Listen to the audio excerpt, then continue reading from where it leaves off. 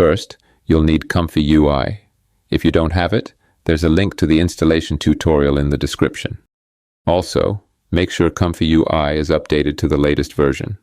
If it's not, you'll get this error, and the workflow won't run. Next, download the workflow using the link in the description.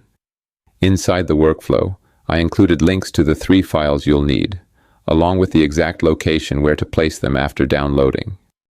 After you've downloaded the diffusion model, the text encoder, and the VAE, and placed them in the correct folders, you can run the workflow and start the generation.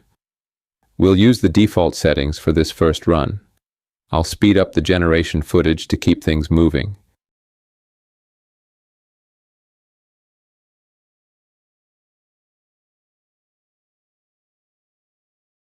This is the prompt I used to generate the image.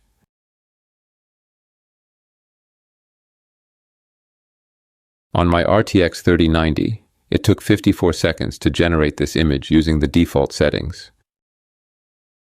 We can set CFG to 1.0 for a speed boost, but it may lower consistency. Samplers like RES multi-step still work well at 1.0. Also, the official step count is 50, but that feels excessive. Even 10 steps can give good results.